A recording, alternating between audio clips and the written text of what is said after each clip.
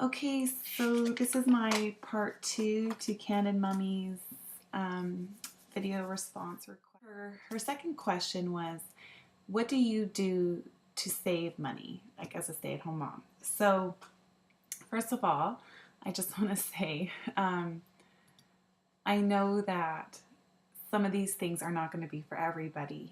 You know, my husband and I, we needed to make a lot of these adjustments to our lifestyle in order for me to stay home. And if we didn't, I wouldn't be able to. So for us, it's worth it. For other people, it wouldn't be. I'll just get into those right away. So the things that we did that I don't know how many people would be willing to do are, we have one car, stays on the maintenance, the insurance, the gas. Where we live, I can walk to tons of different places with the kids, and I prefer that. It's exercise, fresh air. You know, my husband has the car and he goes to work, and if for some reason I need it, like to take the kids to the doctor or whatever, he can take transit or we can drop him off. So that is a huge thing that we've done. We have one car. A huge shocker to most people is that we do not have a cell phone.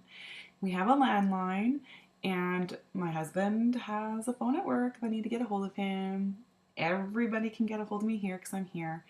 I would like to get a phone and do a pay-as-you-go or like pay-as-you-use kind of thing, just because for emergencies with road trips and stuff like that. I would like one, but as of now, we do not have a cell phone, and that is a massive expense. I understand how it can be a shock from going from a cell phone to none, because I used to have one like before, and at first it is a bit of a shock, and I have to tell you that afterwards it's really freeing not to have the distraction and people being able to get a hold of you 24/7, because most of the time it's not important. We've had no cell phones for more years than what we've had them, and the world has done just fine.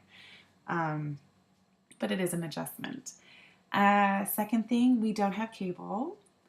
We get 6 local channels for free, and that's what we do. The other thing we do is we have Netflix for $8 a month, and we also use like the TV stations websites and watch shows, like if we miss them or if, we haven't gotten them, and we watch TV like that on the computer. Our internet speed is not high. It's not too slow, but it's like medium. So again, it keeps the price range, in a good place. And yeah, I think those are, well, and we rent, which does keep the bill down a lot too. So those are some things that we have, decisions that we have made so that I could stay home. Oh, another thing is that we have a used vehicle. It runs well, it's great. We have no car payments, keeps insurance down. Sure, it'd be great to have all those things, but if it meant that I would have to go to work so that we could have them, then no, it wouldn't be worth it for us. Okay, so things that I do that are a little more reasonable is things like couponing. In Canada, we can't do extreme couponing. They have a lot more rules. There are a few places where you can coupon stack, but for the most part, you're never gonna have like $1,000 bill and paying $10 for it. It just doesn't happen. But you still do have some good coupons. And one great thing that I like to do is looking at like cereal boxes or the coupons they have on that. Like I've gotten in the last little while free ice cream, Eggos, salad, bananas, yogurt, granola bars, tons. And these boxes of cereal are on sale, and then I get the free product, the free coupon for it. So I get a lot of free things that way, and then other coupon sites, and I think I'll just do a different video later about that. Otherwise this won't be too long. The thing I do is I get samples from a lot of sites, and that's great because it's just free stuff. Now we have on Facebook, what is it? It's Free Samples Canada, and I know there has to be an American one too somewhere. And on this Facebook page, it tells you about all the companies' different samples or coupons. So for instance, I went on there today, and a person posted on there that Zellers has Purex detergent on for $3, and we all have $3 coupon, so it's free. So you find out about a lot of things on that side. Plus, they also tell you about all the different clothing stores like Old Navy, Gap, Children's Place, about the big sales and promotions that they're having, so you know when to go shopping for things. Another thing I do that I know Jenny does is meal plan. And again, I'll go through that more in depth on maybe a different video because she doesn't need to know how to do that. She's great at it. So another great way that we save money is, we don't go to play groups, ones that cost you, but we do go to free ones. Like for instance, at the library, they'll have a free family sing-along story time, so we go to that. We go to lots of parks, lots of different things that don't cost money. Another way to keep your kids entertained for free is also play dates. Fantastic. Free and fun. Put a note here and I have no idea what I meant by it. Another great way that I save money is a reward points. I do not have any type of credit cards or anything like that that do not give me something in return. So what I do, like say for instance, like like a reward miles card, I don't go on a trip, but I get like gift certificates and things like that for free. Like today I got in the mail the $25 Starbucks gift card that I got for free from my miles. And I get a lot of free groceries. I do Pamper points because I use Pampers, and I get I've gotten tons of Starbucks cards from there. I just ordered a Venus razor that I got for free. So all that stuff adds up. If you can get rewards, you might as well do that, and no annual fees.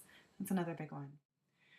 There's a lot of things that you can cut back on in your life, and they're not always easy, but you can do it. Like another thing that we cut back on is we don't go on a ton of trips because we can't afford to. It'd be fantastic, but what can you do?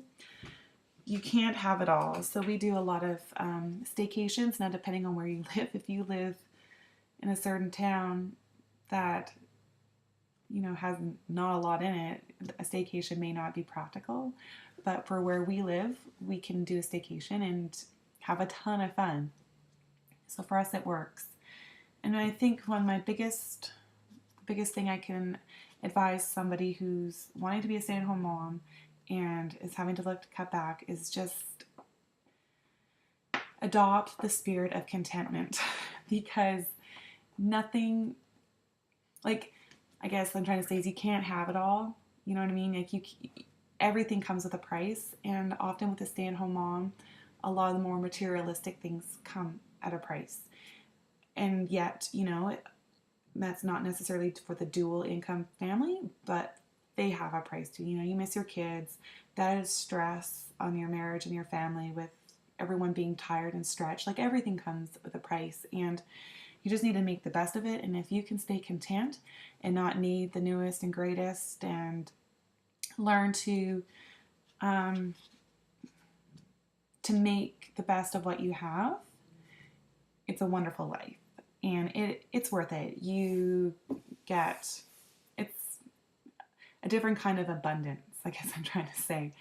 So no one can have it all. And just remind yourself that even though some of the things that you're sacrificing or having to change may be really hard, that what's the alternative?